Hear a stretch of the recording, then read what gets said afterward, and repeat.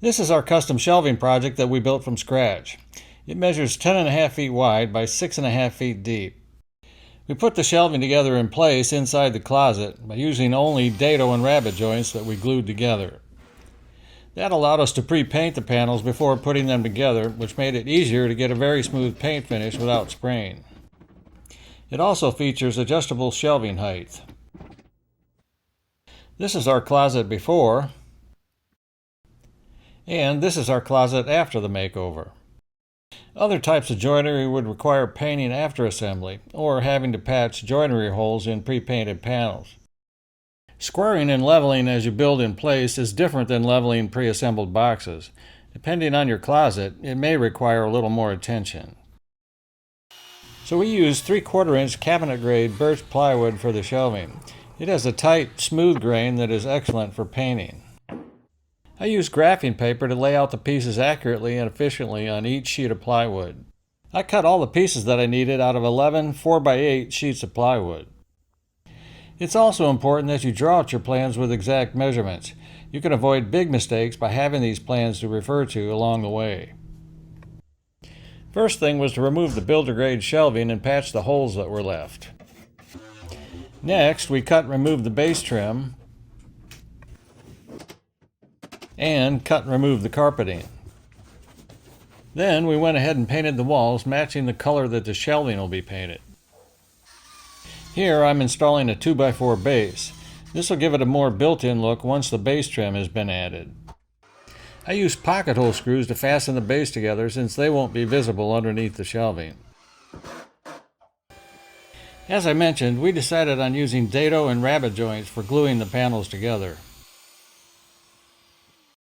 After cutting the Dados and the Rabbets, but before painting, I applied edge banding to the front edges of the plywood that'll be visible. Even though it's going to be painted, this will keep the layers on the edges of the plywood from showing through the paint. I made a separate video that details applying edge banding. Click the link in the description to see that video.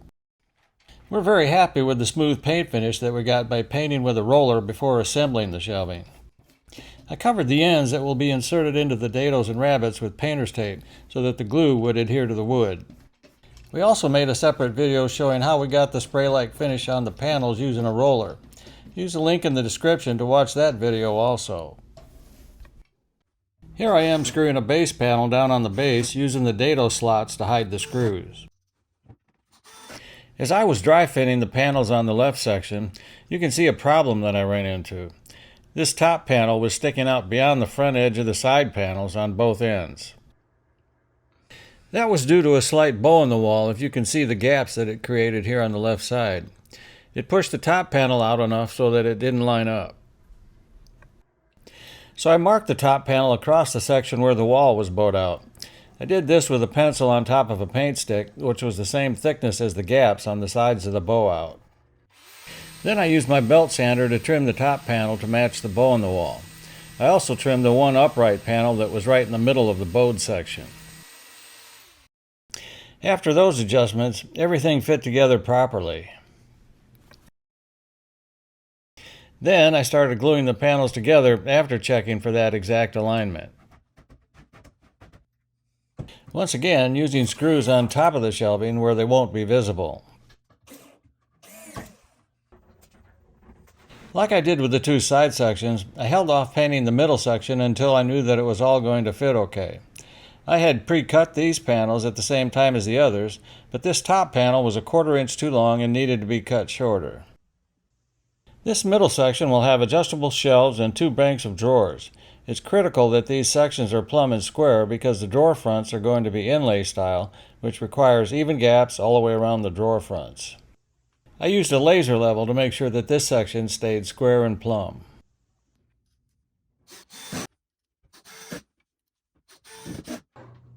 For the adjustable shelves, I used the Kreg shelf pin jig to drill the holes for the shelf pins.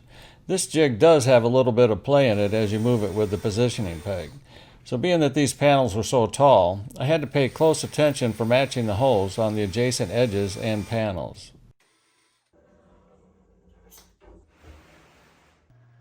After all the joints were glued, I went ahead and caulked the joints and the back edges of the panels at the walls. Then it was time to patch all the edge-banded joints. Damp Dryden spackling works well for this. It turns white when it's done curing. After that, I sanded the spackled joints before painting with a narrow roller. I edge-banded and painted all the adjustable shelves the same as I did with the permanent panels.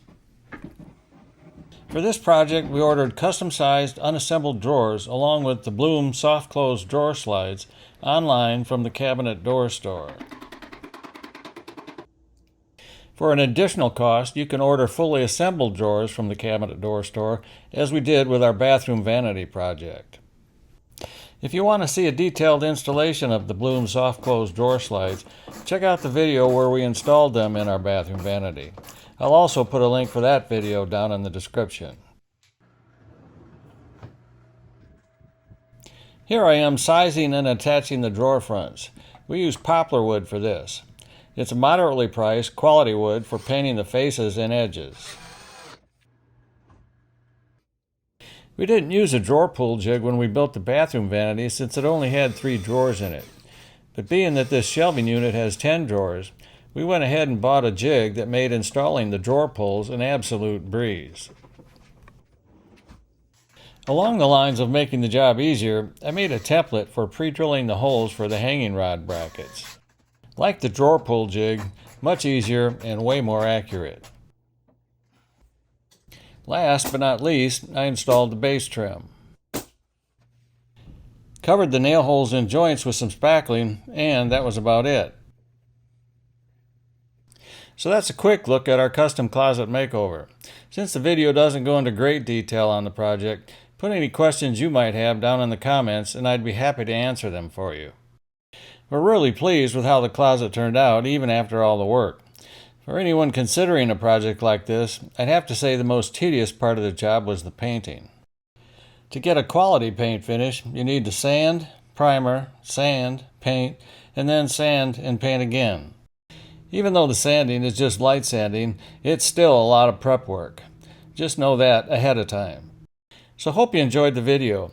If you did, don't forget to give it a like and consider subscribing, which really helps out the channel. Thanks for watching, and we'll see you next time.